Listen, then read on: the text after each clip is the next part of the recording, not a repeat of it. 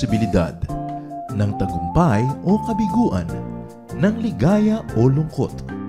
Kaya marapat lamang natanggapin si Jesus bilang tagapagligtas at Panginoon. At matapos yun ay panariwain ang katapatan at paglapit sa Kanya bawat araw o day by day. Ang day by day ay naglalayong umalalay sa pang-araw-araw na pamumuhay.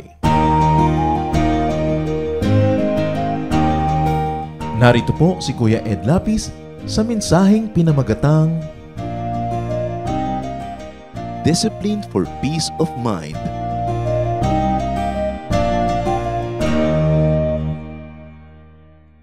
First Corinthians 9:27.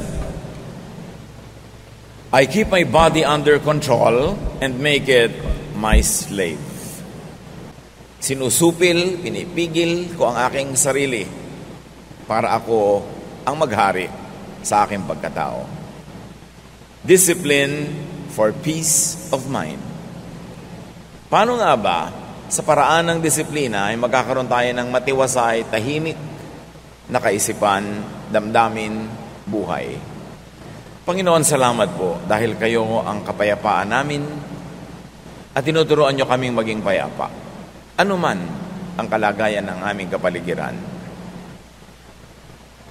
Patuloy niyo po kaming linisin at ngayon ay buksan ang aming isip, ang aming puso sa inyong mensahe na makapagpapalaya, makapagpapalakas sa amin at lalo pa na magdudulot ng kapayapaan. Kayo pong mangusap, mangaral, magturo. Dalangin namin ito may kalakip na pasalamat sa ngalan ng iyong anak at aming Panginoong si Jesus. Discipline for peace of mind. Maraming sinasabi ang Biblia tungkol sa paraan ng pag-iisip ng tao at ano ang nagiging bunga ng paraan na yon ng pag-iisip. John 16:33, si Jesus, I have told you these things so that in me you may have peace. In this world you will have trouble, but take heart, I have overcome the world. Yan ang isang number 1 na mensahe ng Panginoong Jesus, peace. Kaya nga nung siya isinilang, kumakatama ang anghel, peace on earth. Peace in people's hearts. Peace talaga. Sayang ang pagiging religyoso, sayang ang paglapit sa Panginoon, sayang ang paglilingkod, pag-aaral, kung hindi naman tiwasay ang kalooban. Kasi ang talagang gusto ng Panginoon na marating ng lahat ng mananampalataya ay kapayapaan. At sabi niya, in this world you will have trouble. But take heart, I have overcome the world. So dalawang pagpipilian. Sabi niya, talagang magulo ang mundo. Magkakaproblema kayo, natural lang yon. Huwag kayong magtaka. Pero isipin niyo, nagapi ko na ang daigdig. Nagahari na ako. In other words, ano dapat pag-isipan ng tao? Not trouble, but Jesus. Ang dapat na nanaig sa kanyang damdamin, hindi yung pag-aalala, kundi yung pagtitiwala sa Panginoon. Philippians 4:8, finally, my friends, keep your minds on whatever is true, pure, right, holy, friendly, and proper. Don't ever stop thinking about what is truly worthwhile and worthy of praise. Sabi niya, imbes ang isipin ninyo yung mga kasinungalingan, mga nakakagulo, mga maruruming bagay, mga nakakaligalig, masasama, mali. Huwag kayong tumigil ng pag-iisip, pagtotoo ng isip tungkol sa mga kanais-nais, magagandang bagay na nakakapuri sa Panginoon. In other words, we are given choices of what to think of. Pwede ka mag-isip ng trouble, pwede ka mag-isip ng peace, pwede ka mag-isip ng Satan, pero pwede ka mag-isip ng God. Pwede ka mag-isip ng kaguluhan, pangliligalig ng iba, pero pwede ka mag-isip ng mga pangako ni Jesus ng kapayapaan. Ang isip, mapaglaro. At maraming tao pinaglalaroan ang sarili nilang isip. Hindi sila ang amo ng isip nila, kundi yung isip nila ang nagiging amo nila. At mapaglaro ang isip. Proverbs 23:33, you will see weird things And your mind will play tricks on you. Kaya yung mga taong matatakotin sa multo, may dumadaan lang na hangin, nakakakita yan ng multo. Yung mga taong matatakotin sa end times, mayroon lang nangyari dito, may nangyari doon na konting ganito, end times na sa kanya yun. Yung mga tao na laging maraming galit, hindi mo naman ginagalit, nagagalit din agad. Kasi may mga tanim na agad na galit, madali nang tumubo.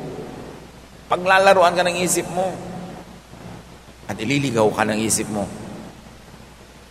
There are mental tricks and mental illusions.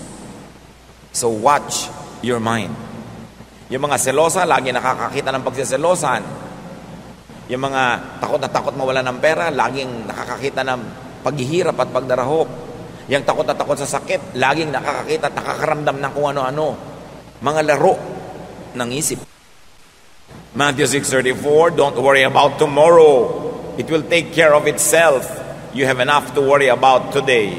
Si Jesus na may sabi nun, pagkatapos maraming Kristiyano, walang iniisip kundi end times sa bukas, end times sa next month, end times sa back. Sabi, don't worry about it. Not even the Son knows about it, only the Father. It means it's not for you to know.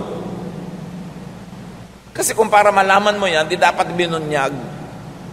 Tapos laging yun ang iniisip. Mga bagay na hindi naman mababago, iniisip pa rin.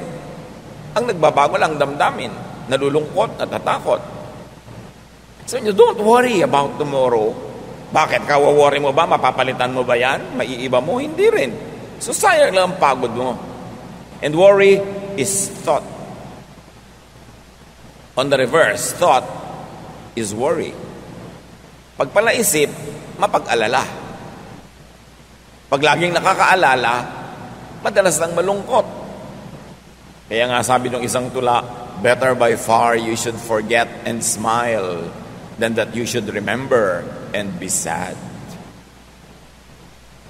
Mabuti pa nakakalimot. Mayroong mga nagmamahalan, magkalayo, magtatampo yung isa, huy, nakakalimutan mo na yata ako. Kung talagang mahal mo siya, hindi ba iibigin mo pa nga malimutan ka na ng konti para hindi siya laging malungkot? Kasi lagi mong nakaalala ka, lagi ka namimiss. Tuwan-tuwa ka, yung ego mo tuwan-tuwa dahil lungkot na lungkot siya at wala ka. Ganun ba ang pagmamahal? So sabi niya, mabuti pa na malimut-limutan mo ko, na makangiti ka naman, sumaya-saya ka, kasi lagi mo ako naaalala, tapos nalulungkot ka naman. So dahil mahal kita, please, kalimutan mo na muna ako dahil magkalayo naman tayo. Don't be obsessed with me. Yun ang pag-ibig na nakakapagpalaya, hindi pag-ibig na nanggagapos, nang tatali, nang kukulong. Psalm 32, 1-5. Our God, you bless everyone whose sins you forgive and wipe away. You bless them by saying, you told me your sins without trying to hide them, and now I forgive you. Before I confessed my sins, my bones felt limp, and I groaned all day long. Night and day your hand weighed heavily on me, and my strength was gone as in the summer heat. So, I confessed my sins and told them all to you, and I said, I'll tell the Lord each one of my sins. Then you forgave me and took away my guilt. Nandito na yung buong theology ng sin and forgiveness. Ang Diyos ang nag-aalok. Patatawarin ko kayo sa inyong mga kasalanan. Pupunasan ko, papawiin, aalisin ang bahid ng karumihan. Pagpapalain ko kayo. Ipinagtatapat nyo sa akin ang inyong mga kasalanan, hindi nyo itinatago, hindi nyo ipinagkakaila. Patatawarin ko kayo. Ganun kasimple ang deal ng Diyos sa atin. Until religious intercessors and priests stood between men and God and made the business of forgiveness complicated and expensive. Pero kung sa Diyos lang, may magtapat kayo sa akin, huwag kayong magkaila, patatawarin ko kayo, di matatanggal yung guilt nyo. Ang hirap yatang mag-guilty. Pero ang mga religyoso, lagi nagpapag-guilty because they can control people who are guilty. Pero ang Diyos, sabi niya, huwag niyong buhatin yung guilt nyo. Gusto ko maluwag ang loob nyo. At sabi ngayon itong awit, bago ko ipinagtapat, bago ko inamin at hiningi ng tawad ng mga kasalanan ko, kasakit ng mga buto ko. Para ako may bone cancer.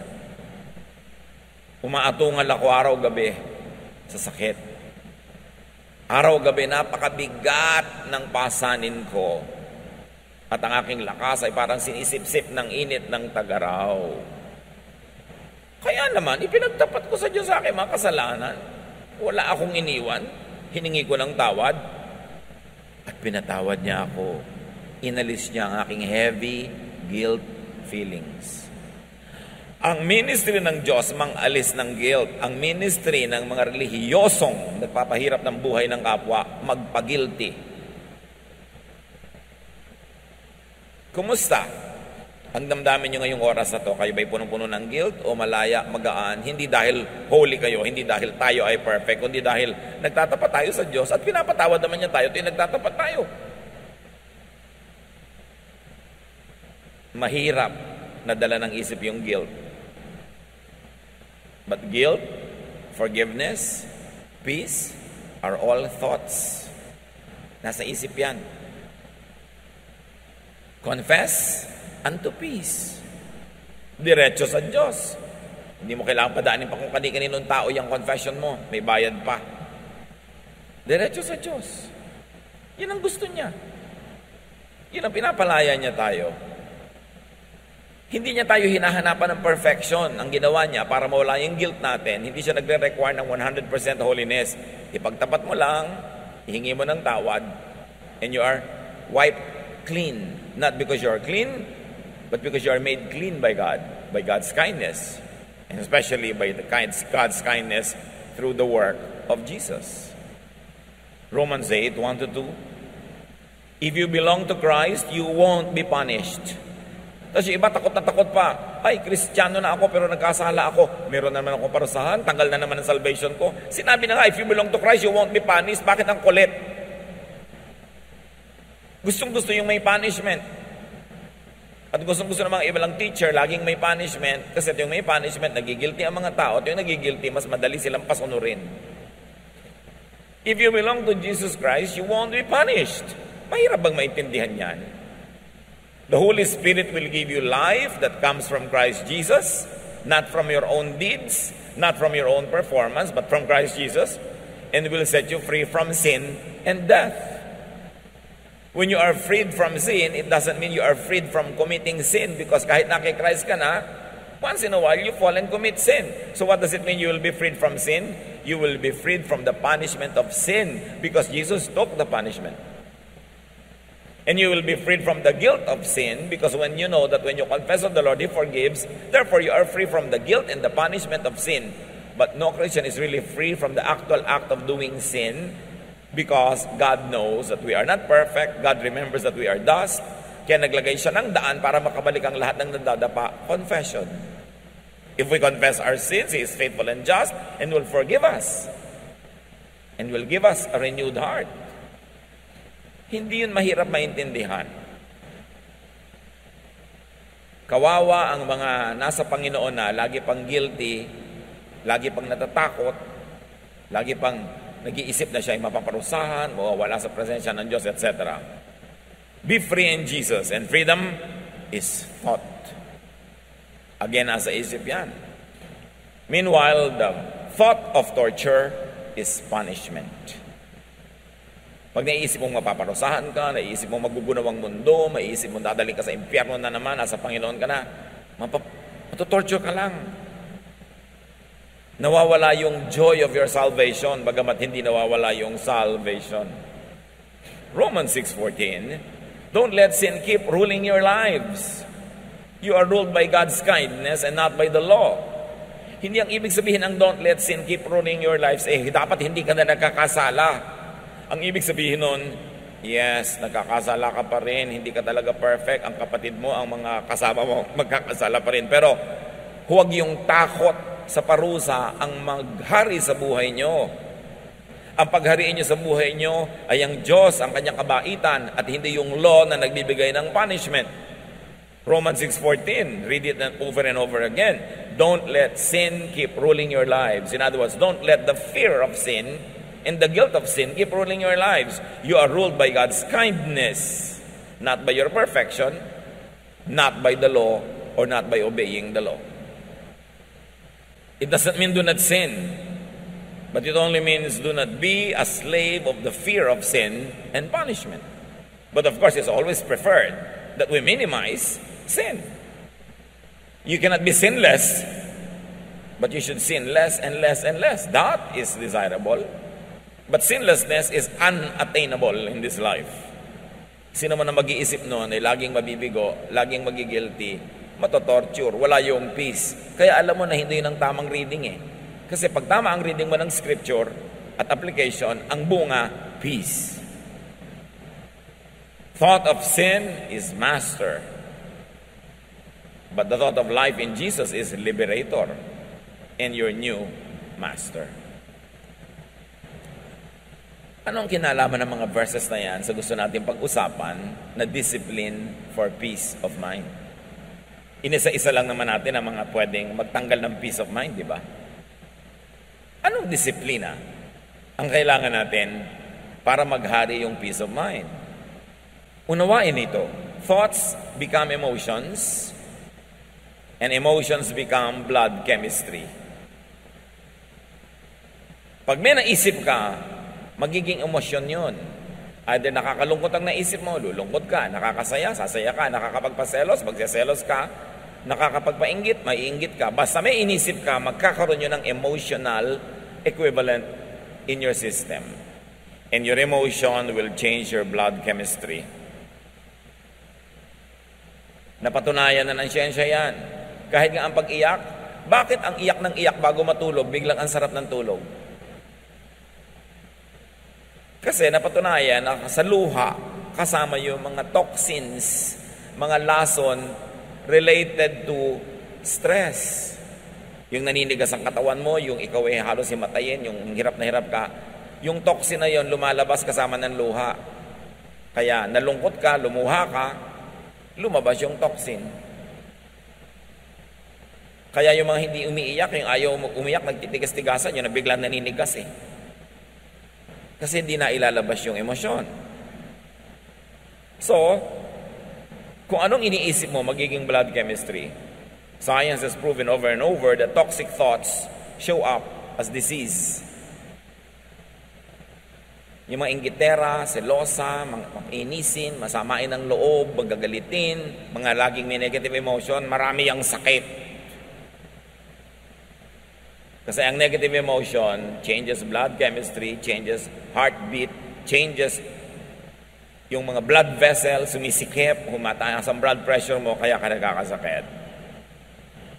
Di ba sabi nga nila, pag umiibig pa daw, nagkakaroon tagyawat, yan ang dapat patunayan. Pero again, emotion turning into disease. Kasi umiibig siguro, laging puyat, ayan, napapabayaan ang kasarili. Lagi nakakalumbaba, yun naman kamay marumi, nagkakapimpol. Pwedeng ganun. But the general idea is this: your emotion affects your health. Negative thoughts trapped in the mind cause problems like high blood pressure, digestive troubles. Subukan ninyo na kayo magpapa-interview o kakanta o tutula o haharap sa public o gagawa ng something nakakanerbiyos, naninigas ang tiyan nyo, di ba? Para kayo sinuntok. O kaya, nagkakayo ka LBM, o kailangan punta ka na punta sa toilet. Ninenervyos ka. Anong kinalaman sa digestive system mo? Meron.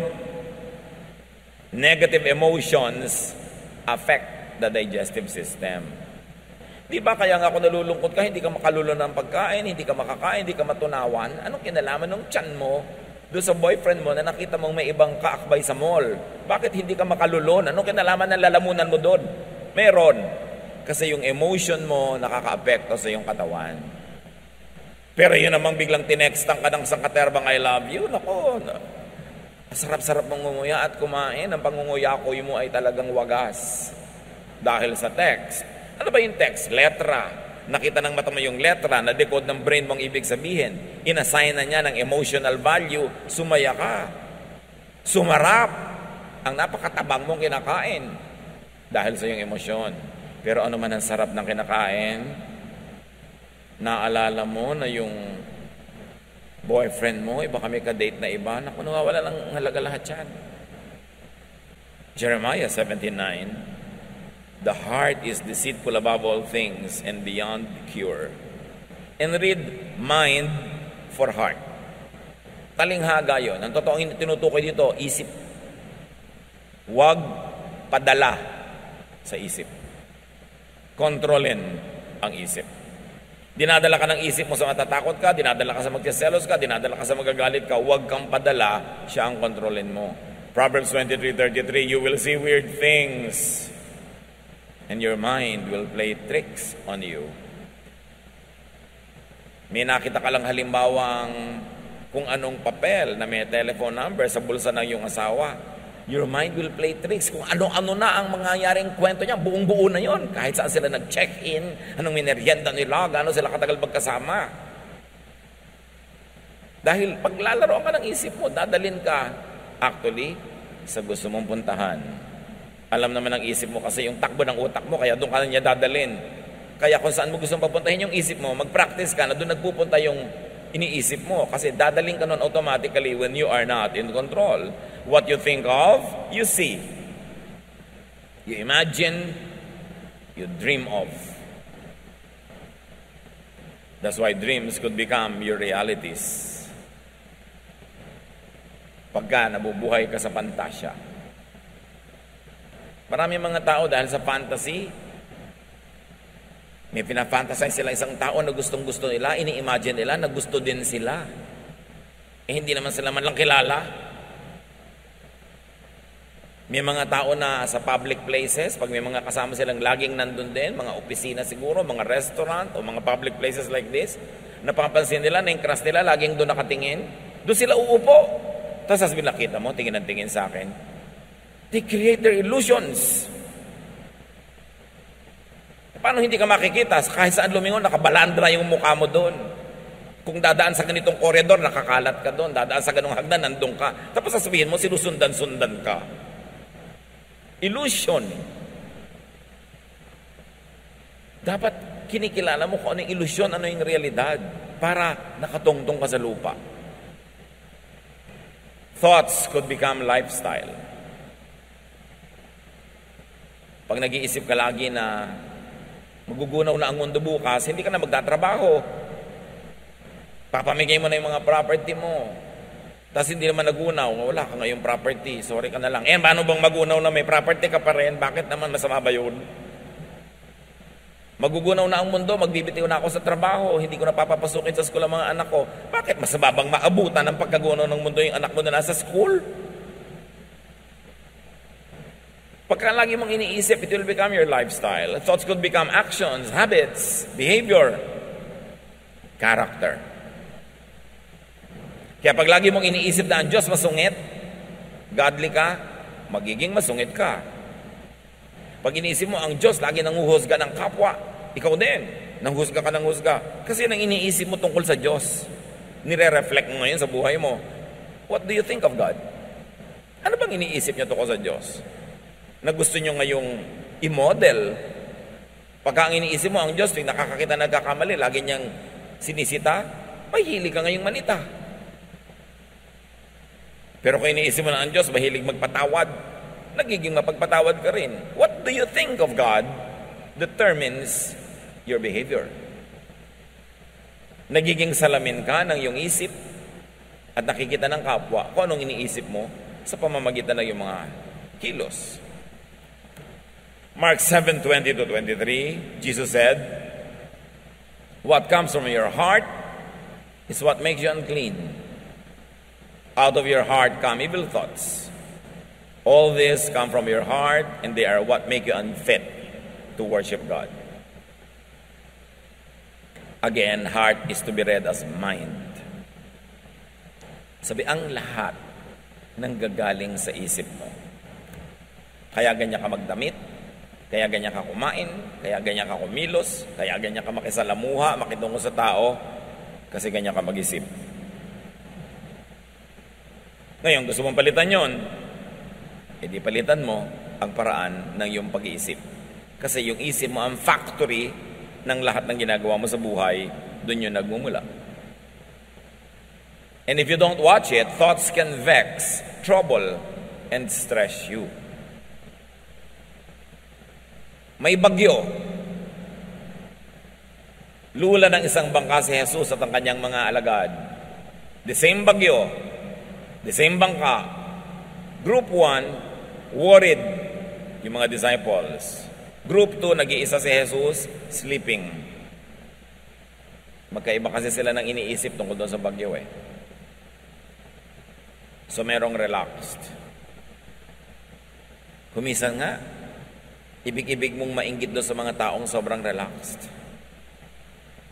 Wala na kayong pambayad sa kuryente, yung asawa mo, relax pa eh. Ikaw worried na. Diba? Wala kayong kakainin bukas, walang pang-enroll ang mga bata, yung asawa mo, relaxed. Ikaw, ngarag. 20 years later, pareho pa rin kayong buhay, pero ikaw, pumangit, tumanda. Siya, relax pa rin. Kaya gusto mong ibig sabihin, mabuti pa yata ito, ganitong sobrang relax eh. Ako, pagod na pagod dito. Yun ang blessing sa mga relax. May mga pagod na pagod to keep them relaxed. Sobra ka kasing responsible. Wala pala kayong kakainin, wala siyang ginagawa, subukan mong wala rin gawin. Pag pareho kayo nagutom, may gagawin na rin yan eh. Lagi mo kasi sinasagot yung problema, sinasalo, di nagre-relax siya. Yung kapatid mo, sobrang relax kasi umaasa sa'yo. Nag-asawa, umaasa sa'yo. Nagkaanak, umaasa sa'yo. Pagod na pagod ka. Subukan mong gutumin yung mga yan pag hindi kumilos. Hindi mo naman kasi ginugutom at alam niya yon, kaya ikaw mapagod, relax siya. That's life. Choice mo yan eh. Kumisan para ring sumpa pag sobra kang responsible, ano? Lalo sa mga pamilya, pag maaga pa lang na-identify nila kung sino yung responsible, lagot ka buong buhay. Magpapabaya sila kasi alam mong di mo matitiis. Subukan mong tiisin. Baguhin mo yung pag-iisip. Hindi reklamo ka ng reklamo. Tamad-tamad ng kapatid ko, tamad-tamad ng ganito. Lagi mo kasi sinasalo. Hayaan mo malaglag. Pag hindi nagbago ng pag-iisip yan. Minsan yung mga sobrang responsible, nagiging konsentidor na eh. We are already tolerating very bad behavior by rewarding the lazy and punishing the masipag. Yun ba ang justice ng Diyos? No. If you're always troubled in spirit, identify why. Daniel 7:15, I, Daniel, was troubled in spirit, and the visions that passed through my mind disturbed me. You see? Yung mga mahilig makakita ng vision, lagi na di-disturb. Well, once in a while, there are people who are really given visions so they could warn others. But most of the time, hindi naman vision yan eh. Subdivision, guni-guni. Marami mga self-appointed prophets, nakakakita ng demonyo kahit sa tasa ng tiya. Tinatakot ang buhay niya, tinatakot ang lahat. Everything is in God's hands. Why try to control what you cannot control? Ano ang nagpapagulo sa ating isip? Salain ang isip, kontrolin ang isip. Thoughts can calm, can soothe, can relax you. You see, in the same mind, thoughts that can stress you can thrive. But also in the same mind, thoughts that can relax you can flourish. So bakit man naman papapasukin lagi yung nakaka-stress? Bakit hindi yung nakaka-relax? Manonood ka ng sine, horror pa. Ba't di nalang comedy? Ang lungkot-lungkot pa, nagbayad ka pa para ka malungkot. Ang bigat-bigat ng dibdib mo paglabas, gumagapang ka pa palabas ng sine dahil ang lungkot. Why? You have a choice. Psalm 119:52, I remember, Lord, your ancient laws, and I find comfort in them. So you see, ang daming laws, pero ang sinofocus niya, yung nakaka-relax, yung nakaka-comfort. Di ang bunga sa buhay niya, comfort.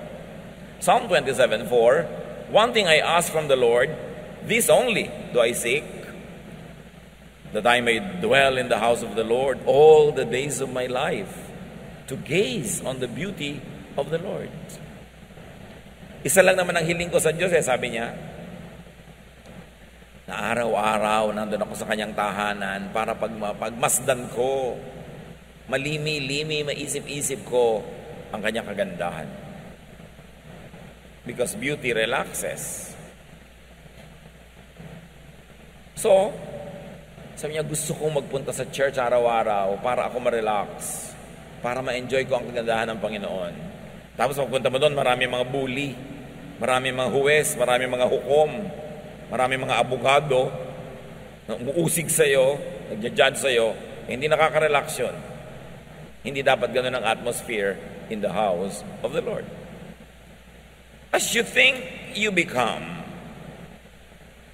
You become, you are your thoughts.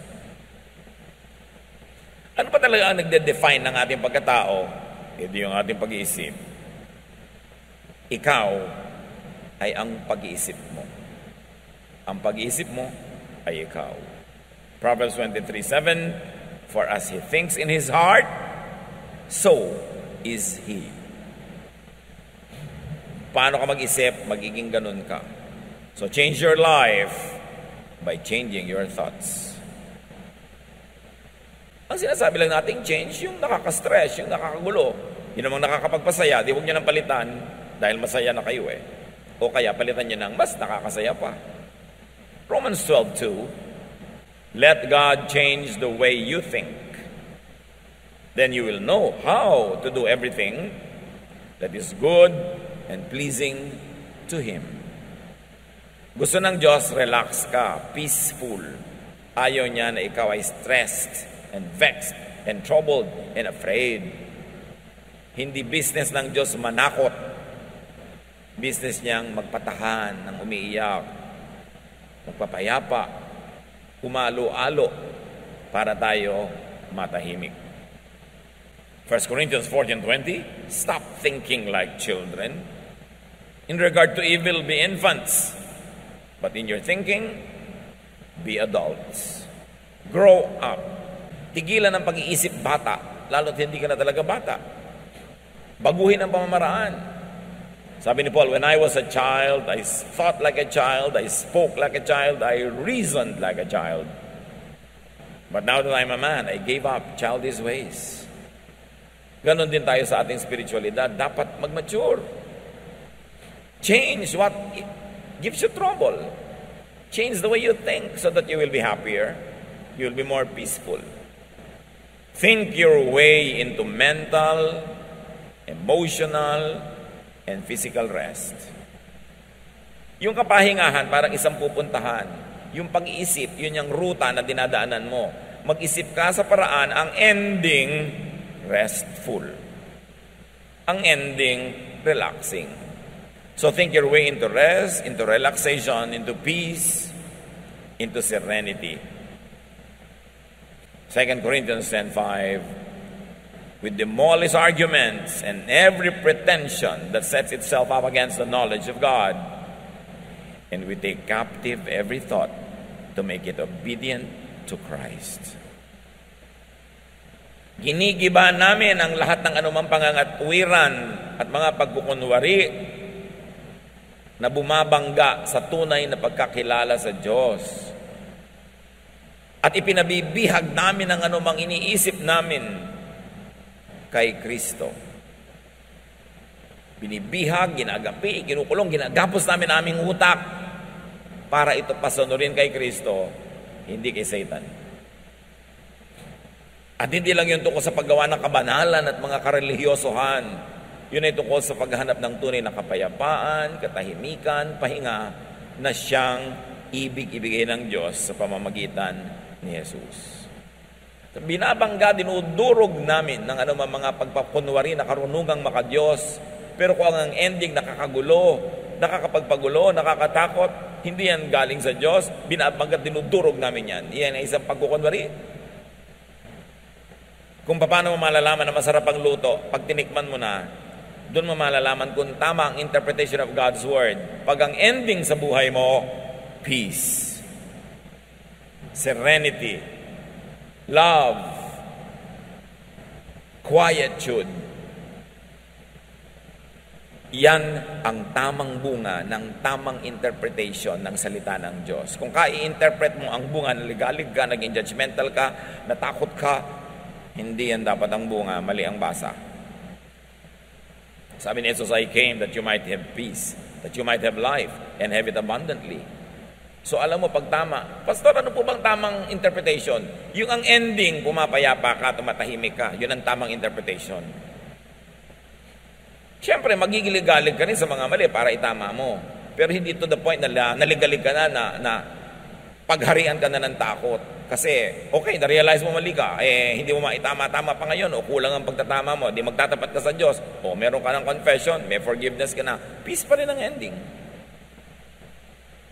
Choose what you think of. Choose what you dwell on. Tulad ng pinipili mo kung saang bahay ka titira, saang barangay, at sa loob ng bahay, saang kwarto ka, sa isang bulwagan, saang silya ka uupo, pinipili mo kung saan kalulugar, lagi niya naman lalong piliin kung anong iisipin. Kasi pag inisip mo, nasa loob ng utak mo. Pag nasa loob ng utak mo, yun ang magpapakilo sa iyong mga daliri, mga paa, sa iyong katawan, yun ang magkokontrol ng iyong buhay. At sabi ng Hebrews 3:1, fix your thoughts on Jesus. On Jesusness, on peace, on love, on forgiveness, on kindness, goodness, on mercy. Ang magiging bunga nun, kapayapaan. Proverbs 4:23, carefully guard your thoughts because they are the source of true life. Bantayan daw ang iniisip. Kasi diyan magmumula ang tunay na buhay. Anong iisipin ngayon? Anong dapat nating isipin? Think only of what you can change. What you can modify or improve. Think only when thinking about it can and will help improve it. In other words, problemahin mo lang yung may solusyon. Pag walang solusyon, hindi problema, hindi dapat problemahin. Kasi ang definition ng problem, may kakambal na solusyon, dapat lang hanapin mo at itapat. Pero wala pong solusyon, edi hindi problem, ba't mo pinoproblema? Tanggapin mo. Manahimik ka, hindi problema yung pinoproblema mo. Do not overthink. Do not worry. Especially about what you cannot change or what you should not even change in the first place. Matthew 6:34, therefore do not worry about tomorrow, for tomorrow will worry about itself. Each day has enough trouble of its own. Problemahin mo lang yung eto malapit, kaya mong hipuin, yung malayo, wag. Hindi mo nga alam kung darating yung malayo. Do not overthink about what cannot be changed. Yung anak ko po ayaw magbago. Hindi wag mong baguhin. Ayaw pala magbago Bakit mo pinoproblema? Ang asawa ko po ayaw magbago. Ginawa ko na lahat. Hindi tumigil ka ng kagagawa. Napapagod ka lang pala. Hindi naman nagbabago. Mahirap pag-isipin yun. Kailangan po bang i-memorize yan? Binabago mo yung ayaw magbago. Hindi bumabangga ka sa bundok, sa pader, napapagod ka. Do not think and overthink about what could only be accepted. At least at the moment. May mga bagay na dapat walang tanggapin. Baka bukas, mapalitan na yan, maiba. Beyond you, without your participation. Pero lahat ng ginagawa mo ngayon, hindi mo mabago. Tanggapin mo na lang para tahimik ang buhay mo. Do not overthink about what only makes you worry or afraid. Kung kaiisip ang bunga, nagwo-worry ka, natatakot ka, which translates to become a disease, remember, idilugi ka. James 4:8, come near to God, and He will come near to you. Clean up your lives, purify your hearts, hindi lang of wrongdoing, but also of wrong thinking. Choose thoughts that give you peace. Ano po bang dapat kong gawin sa anak ko na baptism? Tubog, wisik, o buhos? Kasi parang pare-pareho, may verse naman na support. Pare-pareho, mayroong pro and con. Kaya saan ka ba masaya? Gusto mo iturok natin para talagang pumasok yung tubig. Yun na lang po. Kung saan ka masaya? Yung pala, pare-pareho may verses Ba't mo pinoproblema? O gawin mo lahat para ka masaya. Kasi sabihin ko, hindi itubog na natin para nawisikan ka na, nabuhusan ka na, nalubog ka pa. Happy ang lahat. Ayoko pong mabasa. Halika, wibisikan na lang kita. Gusto mo? Pa kailangan gawin napakalaking problema yan, nakakapagtayo ng mga sekta at mga kongregasyon based only on the mode of baptism. Ang galing gumawa ng problema ng mga anak ng Diyos. Maghati-hati at magpagalingan, kami tama, kayo mali. Sa akin, isang balding tubig ang binuho, sa iyo isang baso lang, mas banal ako sa iyo. Ganun. Ang mga musician ng church namin, puro maiksi ang buhok, sa inyo may mahaba. Bakit? Yung bang maiksi ang buhok na musician nyo, mas banal sa mga musician naming nakapusod? Nakakabanal ba talaga yan, yung hiksi at haba na yan? Bakit big deal? We become majors of minors. We problematize everything. Hindi tuloy peaceful ang church life. Choose thoughts that give you peace. Philippians 4:8. Keep your minds on whatever is true, pure, right, holy, friendly, and proper. Don't ever stop thinking about what is truly worthwhile and worthy of praise. Piliin ang iisipin, piliin ang problemahin. Avoid thoughts that vex, that trouble, that agitate. Iwasan yung nakakapagpagulo, nakakapagpalungkot. Bakit lagi pag-uusapan yan? Paborito na magkakapatid, pag-usapan yung hipag nila na inis sila. Ba't niyo siya ginagawang star? Ito yung nag-uusap kayo, siya ang topic, edi star. Mabuti pa, magtinda na kayo ng ticket. Eto na ticket, bumili ka na, pag-uusapan na natin ang hipag natin. Kasi star siya, magbayad tayo. Bakit lagi niyo pinag-uusapan yung nakakainis? Yung nakakapagpalungkot, nakakapagpagalit, edi nilalagyan niyo ng sakit ang utak niyo? Nakakainis pala siya, dapat wag isipin. Kasi yung iniisip, lalo siya nagwawagi at lagi kayo natatalo. Kasi kahit naman kayo isip ng isip, kwento ng kwento, hindi rin naman sila nagbabago, kayo ang naiinis. Paborito pag-usapan ng mga magbibilas, yung biyanan nila, o yung mga hipag nila, mga in-laws. Yan ang mga paboritong topic na nakakainis, diba? In-laws. Tigilan nyo yan, kasi wala namang mabuting idudulot sa inyo. Nagiging star lang sila. Psalm 55:1-5, my thoughts are troubled. My heart is racing fast and I am afraid. I am trembling with fear, completely terrified. You see, dahil sa thought, pati katawan ng inig, bumilis ang tibok ng puso, nasira ang katawan. Bakit yung papayagang laging mangyari yon? Ephesians 4:31, get rid of all bitterness, rage and anger, brawling and slander, along with every form of malice. Yan ay para sa inyong personal na kabutihan. Detox your mind. Marami naman nagde-detoxan ng katawan nila, umiinom ng pang-detox, nagpapaturok ng pang-detox, pero hindi binabantayan kung ano iniisip. Itong pinakamaraming toxic elements na pumapasok. Direct your thoughts. Turuan, utusan, akayin ang isip. Colossians 3:2, set your mind on things above, not on earthly things. Set your mind on things that give peace and serenity, not on those that trouble you. Kaya mga kapatid, very clearly, discipline your mind. Pag yung isip ay pumupunta na kung saan-saan, hoy, liko ka dyan, alis dyan, hindi ka dapat dyan pumunta. Discipline your mind. Psalm 139:23-24, search me, O God, and know my heart. It means know my mind. Test me and know my anxious thoughts. See if there is any offensive way in me, or in the way I think, and lead me in the way everlasting. Suriin niyo po ang isip ko, ang pag-iisip ko, ang pinag-iisipan ko, at akayin niyo ang utak ko sa tamang daan na nagbibigay ng buhay na walang hanggan, buhay na masaya, buhay na payapa. Romans 8:6, if your minds are ruled by our desires, meaning emotions, meaning thoughts, we will die. But if our minds are ruled by the Spirit, we will have life and peace.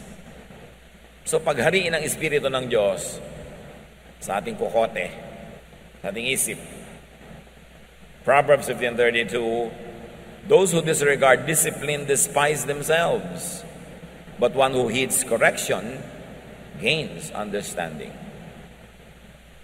Discipline in thinking is very important. Proverbs 4:23, above all this, guard your heart or guard your mind, for everything you do flows from it. Bantayan ang isip kasi lahat ng ginagawa nyo doon nagmumula. Nandiyan kayo ngayon kasi diyan nyo pinapunta ang inyong isip. John 14:27, sabi ni Jesus, I am leaving you with a gift, peace of mind and heart. And the peace I give you is a gift the world cannot give. So don't be troubled and afraid. May iiwan ako sa inyong regalo, kapayapaan ng isip, katahimikan, katiwasayan. At ang katiwasayan na itong ako nagbibigay, hindi yan maibibigay ng mundo. Kabaligtaran nga ang binibigay ng mundo gulo. Sabi, kaya huwag kayong matakot, huwag kayong mangamba. 1 Corinthians 9:27, ang ating opening verse, I keep my body under control and make it my slave. Apply it to your mind. Then say, I keep my mind under control and make it my slave. Discipline your mind unto peace and serenity. Kung magulo ang isip nyo ngayon, ligalig kayo, takot, likhan nyo yan. Walang ibang may likha niyan. At kung payapa kayo ngayon, sinadya nyo man o hindi, nilikhan nyo rin yan dahil sa inyong pag-iisip. Huwag na kayong humingi ng kapayapaan sa Diyos, matagal lang ibinigay. Nasa harapan na natin, nasa kandungan natin, nasa atin na lang kung ating tatamasahin at gagamitin. Sayang ang buhay na puro gulo ng isip, puro takot, puro pangamba, di naman naiiba. Sabi ni Lord, huwag kayong masurprise na may trouble. In this world you will have trouble. Natural may trouble. Huwag niyo isipin, ay may trouble, bakit may trouble? Natural meron. Pero ang ako ang isipin nyo, napagtagumpayan ko na ang lahat ng yan, at ang aking tagumpay ay inyo ring tagumpay, tamasahin nyo ito. Enjoy a life of peace. Trust in God through Jesus. Change the way you think and have a better life. Dear Lord, we thank you that we can enjoy peace because of Jesus and because of your love. Gisingin nyo kami. Pukawin nyo ang aming isip. At suriin namin ang aming mga sariling paraan ng pag-isip na nagbubunga ng kaligayahan o kalungkutan, katiwasayan o ligalig o magabag. Kami rin ang may gawa nito. Turuan nyo kaming suriin ang aming sarili at isuko ang aming pag-iisip sa inyo, Panginoon, sa Espiritong Banal, na ang maging bunga, kapayapaan, katahimikan. Mabago ang dapat baguhin at matanggap ang hindi pwedeng baguhin. Pagbulay-bulayan natin ang kahulugan nito sa ating mga buhay.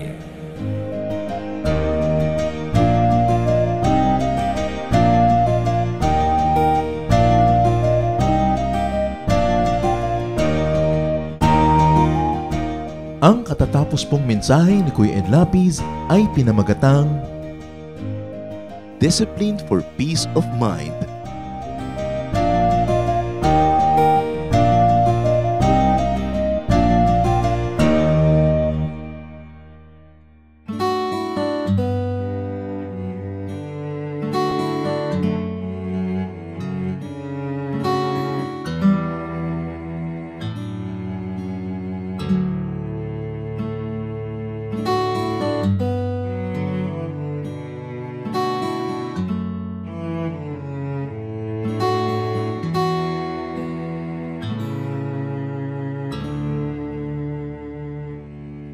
Aking damdamin,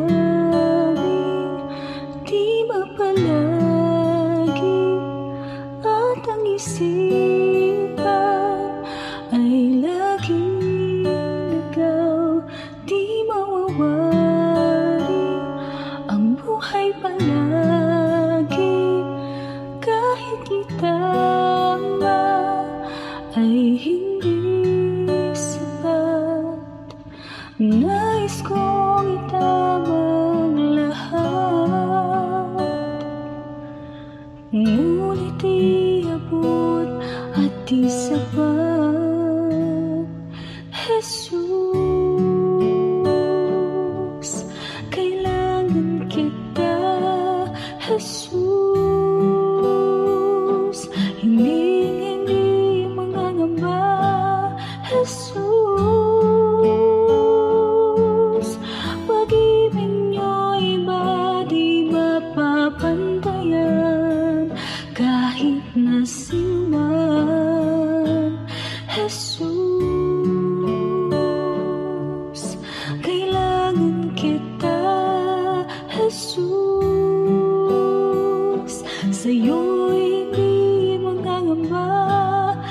Jesus. Sa piling niyo ako'y laging may pag-asa.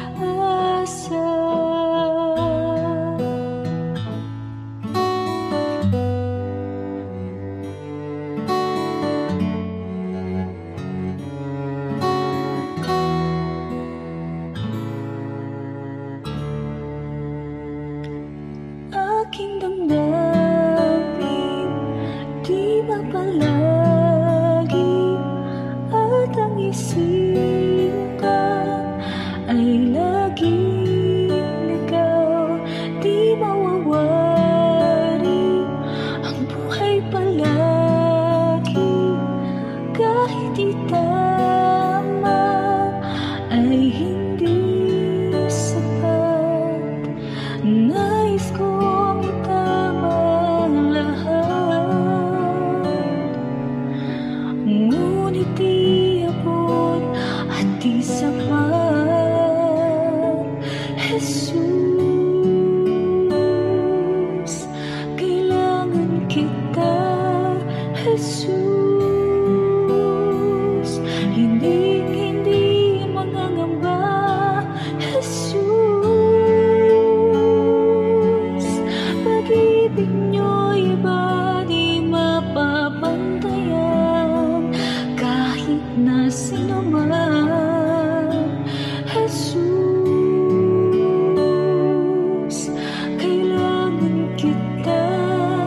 Jesus, sa'yo'y hindi mangangamba. Jesus,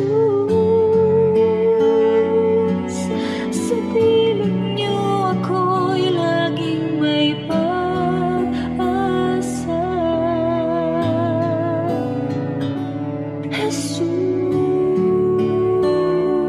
Jesus, kailangan kita. Jesus, hindi mangangamba. Jesus, pag-ibig niyo'y iba di mapapantayan kahit na sino man. Jesus, kailangan kita. Jesus, sa'yo'y hindi mangangamba. Jesus, sa piling niyo ako'y laging may pag-asa.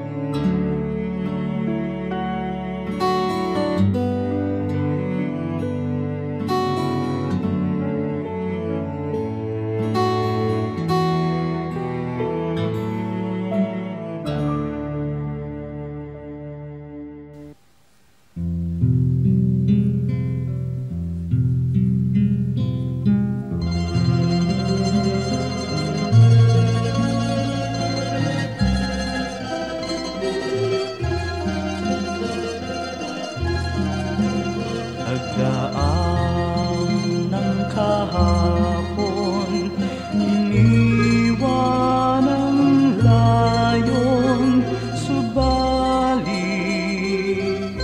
kayo'y nanatili. Ako'y piring man sa bukas, tadhana'y lumipas, panatag sa inyong kandili. O Jesus, sa ulayaw, hatid sa aking buhay, magkapay sa paglalakbay. Kaibigan kang tunay, dagli ang karamay, kailan may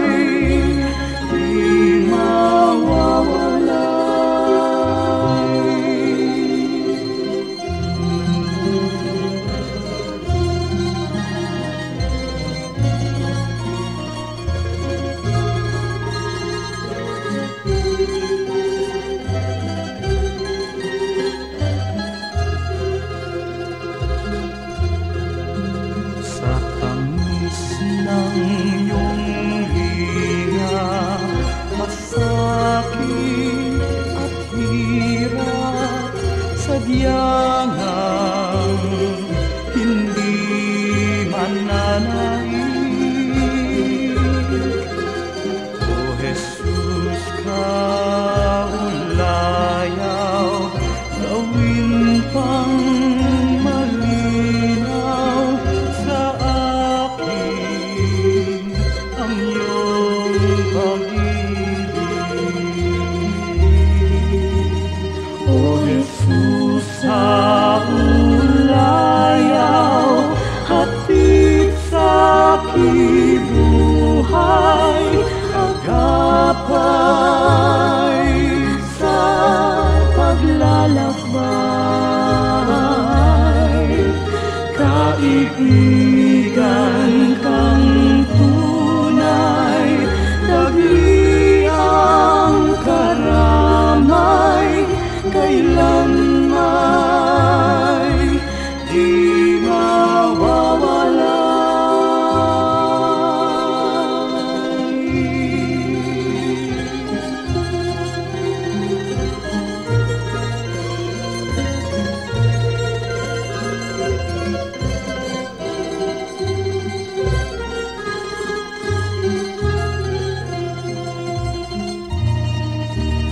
O Jesus, sa ulayaw, hatid sa aking buhay, sa tuwina'y lunas ka sa aking lumbay, sa pag-ibig niyong alay, nasa daldalisay ang puso ko'y humihimlay. O Jesus, sa ulayaw, hatid sa aking buhay, agapay sa paglalakbay. Kaibigan kang tunay, dagli ang karamay, kailanman di mawawala.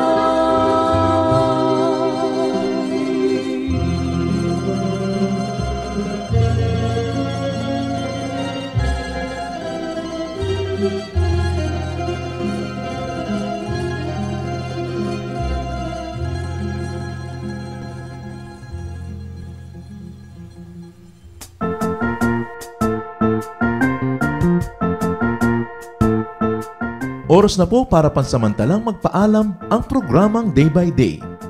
Tayo po'y magsama-sama tuwing ika-6 hanggang ika-7 ng umaga, araw-araw. Magandang umaga po at mabuhay ang Panginoong Hesus!